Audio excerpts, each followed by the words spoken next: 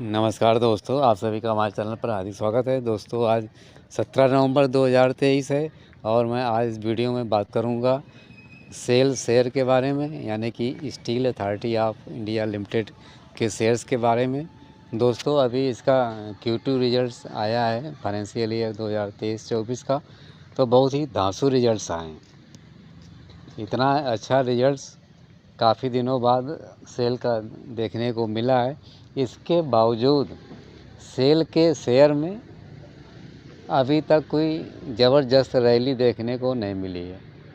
एक normal trading देखने को मिल रही है। पिछले करीब 5 सालों से यही हाल इसका बना हुआ है, थोड़ा चढ़ता है थोड़ा गिर जाता है।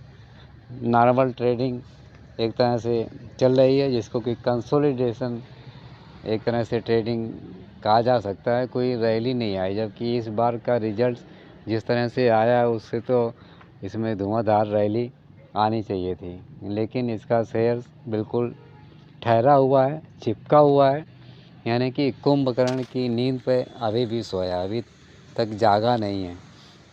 तो दोस्तों इस वीडियो में हम जानेंगे कि अब इसमें चाल कब आ सकती है और कितनी आ सकती है। तो दोस्तों सबसे पहले इसमें जो नए डेवलपमेंट्स इस समय चल रहे हैं उनके बारे में थोड़ी जानकारी कर लेते हैं। दोस्तों अभी पिछले महीने अक्टूबर में ही Steel Authority of India Limited ने, यानी कि सेल ने एक्सचेंज को ये सूचना दी थी कि रेटिंग कंपनी केयर एज ने इनके कुछ लोन्स को काफ़ी अच्छी रेटिंग दी है, यानी कि रीअफर्मेशन कर दिया है क्रेडिट रेटिंग को, और ये बहुत बड़ी बात होती है।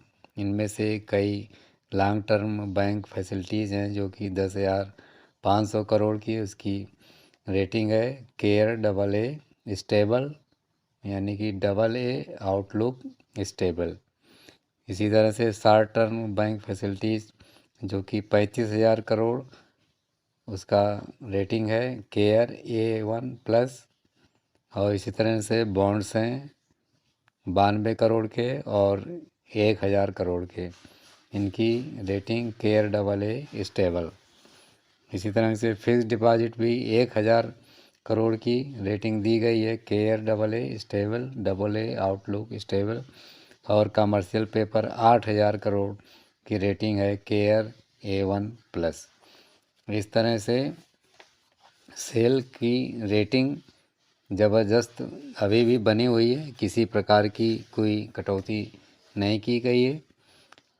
तो दोस्तों ये तो रही रेटिंग की बात। अब सबसे पहले जान लेते हैं जो कि Q2 के रिजल्ट्स अभी steel Authority of India Limited ने घोषित किए हैं, जो कि बहुत ही दमदार हैं। देखिएगा दोस्तों, अभी इस Q2 में, यानी कि जो 30 सितंबर 2023 को क्वार्टर ख़त्म हुआ है, उसमें टोटल इनकम निकल कर के आई है 29,887 करोड़ की। जबकि पिछले साल की यदि बात करें तो वहाँ पर टोटल इनकम थी 26,688 करोड़ की। इस तरह से इसमें ईयर ऑन ईयर बेसिस पर शानदार बढ़ोतरी।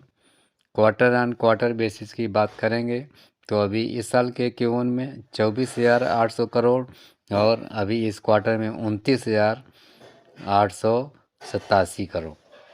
बढ़िया शानदार जंप आपको टोटल इनकम में दिखाई दे रही है, ईयर ऑन ईयर बेसिस पर भी और क्वार्टर ऑन क्वार्टर बेसिस पर भी। इस तरह से हम समझ सकते हैं कि स्टील की अब डिमांड बढ़ती जा रही है, और जब डिमांड बढ़ेगी, सेल बढ़ेगी, तो देखिए नेट प्रॉफिट भी ज़बरदस्त आया है। दोस्तों अभी इस Q2 में 1,240 करोड़ का शानदार प्रॉफिट दिखाया गया है, जबकि पिछले साल वाले में 386 करोड़ का घाटा था। घाटे से उभर करके नेट प्रॉफिट में आ गई है, वो भी 1,240 करोड़ का। इसी तरह से क्वार्टर ऑन क्वार्टर बेसिस पर भी रिजल्ट की नज़र डालते हैं नेट प्रॉफिट की, तो इस साल के Q1 में 50 करोड़ का प्रॉफिट था और जो कि अब बढ़ करके 1240 का। अंदाज़ा लगा सकते हैं कि कितना शानदार net profit quarter on quarter basis पर लगभग 8 गुना अधिक। दोस्तों 8 गुना प्रॉफिट होना ये बहुत बड़ी बात है। और पिछले साल के Q2 से जो लॉस में थी सेल, वो उसको अब कन्वर्ट कर दिया है प्रॉफिट में, और वो भी शानदार प्रॉफिट 1240 करोड़ का। तो इस तरह से रिजल्ट्स बहुत ही बेहतरीन है, जिसको कि हम रस मलाई वाला रिजल्ट बोलते हैं कि इतनी बढ़ोतरी होने के बाद जो रिज़ल्ट आता है वो दोस्तों बहुत ही अच्छा होता है, जिसको कि हम लोग कहते हैं मुंह मीठा कर लीजिए। तो वही चीज़ ये रस मलाई वाला रिजल्ट्स है, बहुत ही बेहतरीन है। तो दोस्तों रिजल्ट्स तो बहुत ही बेहतरीन है। आप थोड़ी नज़र डाल देते हैं सेल की जो कंपनीज़ हैं।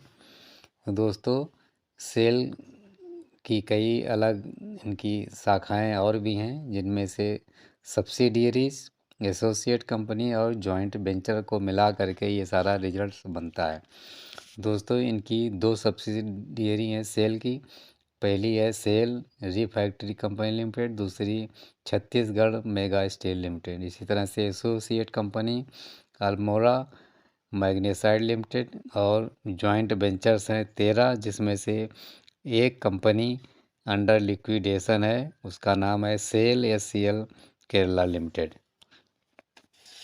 तो दोस्तों इन सब का काम इतना धुआंधार चल रहा है, जिसके चलते steel Authority of India limited का जो प्रॉफिट निकल करके आया है वो बहुत ही शानदार है। प्रॉफिट बढ़ने के साथ ही इनकम भी बढ़ी है, तो ये बहुत अच्छी बात है। वो तो भारत सरकार की ये company steel Authority of India लगातार इस समय अपने बिजनेस पर फोकस करते हुए, अब दोस्तों जान लेते हैं कि आज के दिन सेल का पहले रेट क्या बंद हुआ है, प्राइस क्या बंद हुआ है। तो दोस्तों आज NSE पर 89 रुपये 30 पैसे यानी कि 89.30 आज इसकी क्लोजिंग बनी है, जो कि लगभग 1.5% कल के 88 रुपये क्लोज से आज ज़्यादा है। बाज़ार भी आज लगभग सपाट बंद हुआ है, और आज इसकी ओपनिंग 88 रुपये 40 पैसे पर हुई थी। लो चला गया 88.10 तक, और हाई गया 89 रुपये 55 पैसे पर। तो दोस्तों ये तो आज की क्लोजिंग हुई।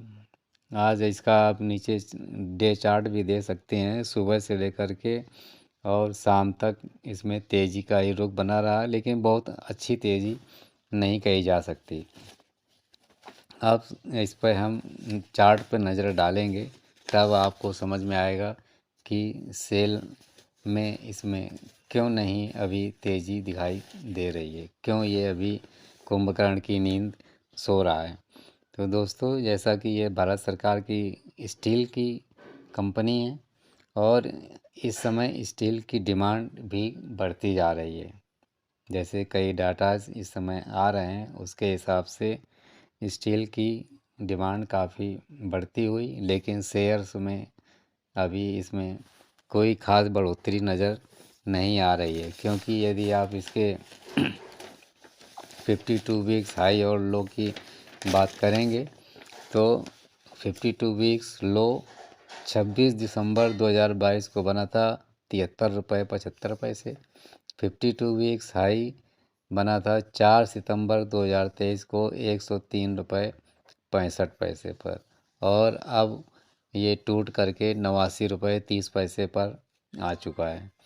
तो ये जो इसकी चाल है वो कोई बहुत ही उठापटक वाली नहीं है, कोई एक इसको रैली नहीं कह सकते कि एक साल में इसमें काफ़ी रैली आई गई हो। 52 वीक्स लो 74 रुपये और 52 वीक्स हाई 103 रुपये। कोई प्राइस ऊपर नीचे गैपिंग बहुत ज़्यादा नहीं है, ये कोई रैली नहीं कही जा सकती।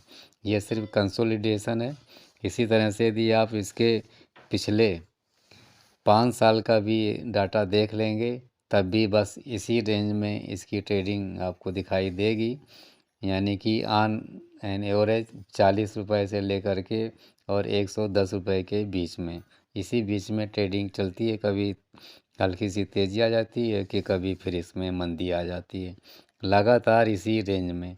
तो ये एक इसमें कोई रैली अच्छी देखने को नहीं मिली है। लगातार आप कह सकते हैं कि 5 साल से इसमें ये इसका शेयर बिल्कुल सोता हुआ नज़र आ रहा है, लेकिन जिस हिसाब से अब प्रॉफिट आए हैं उससे उम्मीद बनी है कि इसमें तेज़ी आ सकती है। लेकिन दोस्तों ये बाज़ार चलते हैं शेयर बाज़ार, तो ये कहा नहीं जा सकता कि किस स्टॉक्स और किस सेक्टर्स को आगे बढ़ा दे। तो दोस्तों इस समय बाज़ार में हालांकि काफ़ी तेज़ी है, बुल रन चल रहा है और उस बुल रन में कई सेक्टर्स और कई कंपनियां इस समय भाग ले रही हैं।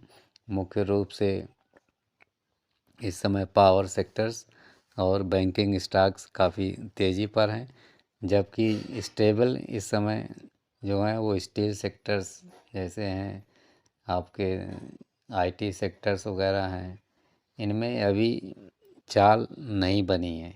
तो सारे सेक्टर्स एक साथ मार्केट्स नहीं चलाती है, कुछ सेक्टर्स को चलाती है, उसके बाद फिर दूसरे सेक्टर्स को चलाती है। तो स्टील सेक्टर्स को अभी बाज़ार ने नेगलेक्ट किया हुआ है, इसको अभी नहीं उठाया है, इसलिए ये अभी यहीं पर ट्रेड करता हुआ आपको बीच में नज़र आ रहा है। और अभी ये उम्मीद है कि अभी एक क्वार्टर आगे तक ये अभी इसी रेंज में आपको ट्रेड करता हुआ दिखाई देगा, यानी कि 100 110 और नीचे की तरफ 75-80 रुपए तक, इसी बीच में इसकी ट्रेडिंग आपको बीच में दिखाई पड़ सकती है। लेकिन अगले क्वार्टर के रिजल्ट्स आने तक इसका शेयर यदि 130 रुपए से ऊपर निकलता है तो इसमें दोस्तों शानदार ब्रेकआउट मिल सकता है, और वो यदि ब्रेकआउट क्रॉस हुआ तो शेयर्स सीधे 500 रुपए से ऊपर आपको दिखाई देगा।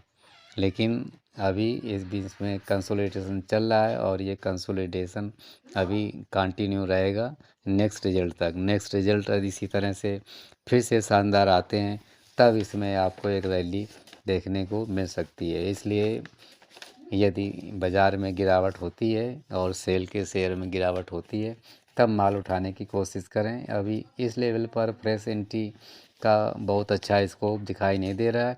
आप सॉलिड कंपनी को ध्यान में रखते हुए आप इसमें एसआईपी कर सकते हैं। इस तरह से आप इसमें अच्छा इन्वेस्टमेंट आप अभी कर लेंगे तो आपको लॉन्ग टर्म के लिए बहुत अच्छा प्रॉफिट मिलेगा। लॉन्ग टर्म के लिए सबसे बेहतरीन कंपनी कहूँगा। तो दोस्तों सोच समझ करके आप इसमें इन्वेस्ट कर सकते हैं और शानदार लॉन्ग टर्म में पैसे कमा सकते हैं। तो दोस्तों मेरी तरफ से आप सभी को सेल के शेयर से अधिक रिटर्न अपना पाने के लिए हमारी तरफ से हार्दिक शुभकामनाएं। और दोस्तों हमारे वीडियो को लाइक भी कर दें, शेयर भी कर दें और हमारे चैनल को भी सब्सक्राइब कर दें। धन्यवाद।